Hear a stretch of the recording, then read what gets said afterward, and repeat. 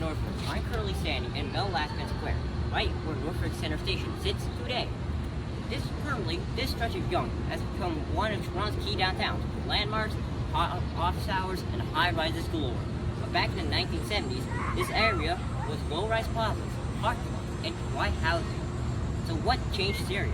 Why, of course, it was the 1974 Yonge Subway Northern extension from our Toronto Rockets, Yorkville's to Finch Station. That extension sparked all of this development.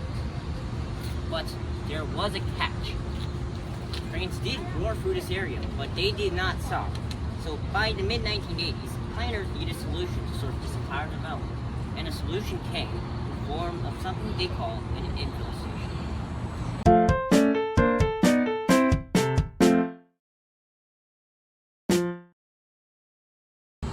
What exactly is an infill station? Simply put, it's a new subway stop added to an existing transit line after the line had been already built and running for years. Unlike the stations that have been planned and constructed before the subway opens, infill stations fill the gaps. They are rare and often challenging projects because they require new platforms and entrances and infrastructure to an active rail corridor without shutting down services. But when done right, infill stations can transform an entire neighborhood. Multiple cities around the world have used infill stations. In Richmond, British Columbia, Capstan station was added to the SkyTrain's Canada Line 2025 between Aberdeen and Bridgeport to serve a growing condominium area. London's Jubilee Line added Stylebrook Station in 1999 between Waterloo and London Bridge to improve access to the South Bank. Northridge Centre was Toronto's infill station. The project that was led by the TDC and backed heavily by New York's municipal governor and Mayor Lastman of North York, who saw this station as essential to completing his true vision of the true downtown. Construction crews began carving to a southern line that had been already operating for a decade in September 1985.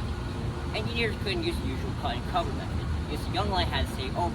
Instead, they excavated along existing tracks on a level section of tunnel that had been designed decades earlier to allow for a future possible station. To keep silver running, they left both the tunnel's load-bearing wall intact, cutting only smaller openings between the platforms. That's why, unlike other stations where you can see clearly across the tracks, Northridge Centre feels more enclosed. The solid wall you see is what keeps the tunnel structurally sound.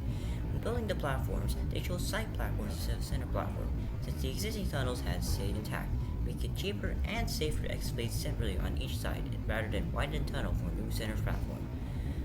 Entrances were integrated directly into the new civic buildings.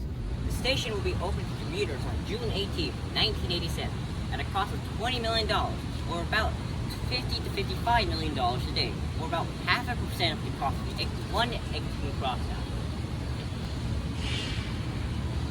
Please open. The opening of Northridge Centre Station reshaped not just the neighborhood, but the city's idea of what a suburban corridor would become. By giving these civic corridors so stop, it turned Lastman Square, Civic Center, and the surrounding developments all around it to a true focal point, encouraging even more office towers, condos, and cultural spaces to rise around it. For Toronto, it set a precedent.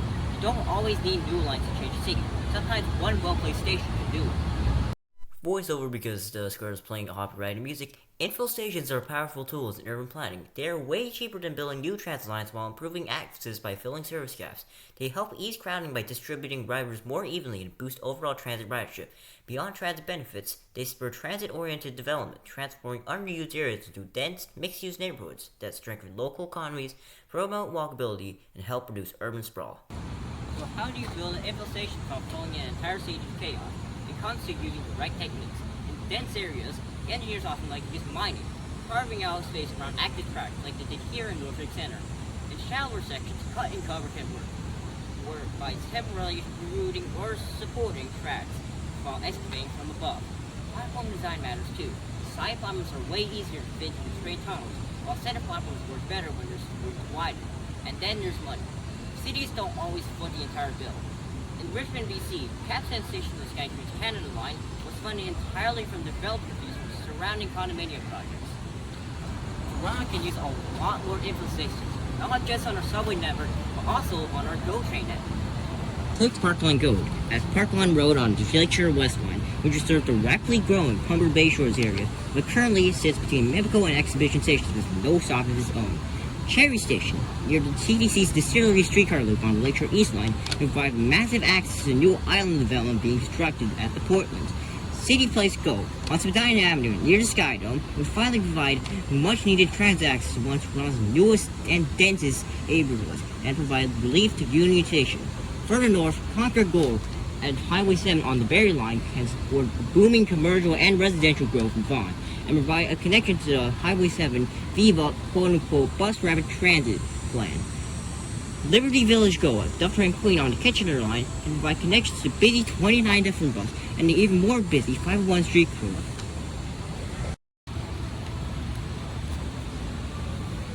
Norfolk Center proved that a single well-placed station could reshape how a city works. The young Warwick Station laid the foundation, while the Infill Station made Norfolk's second downtown truly functional. As Toronto keeps growing, you don't always need to wait for a multi-billion-dollar mega project to catch up. Sometimes the smart moves go back, fill the gaps, and give people stations they should have had all along. Because if one stop could help build that down here, imagine what a whole network could do across the region.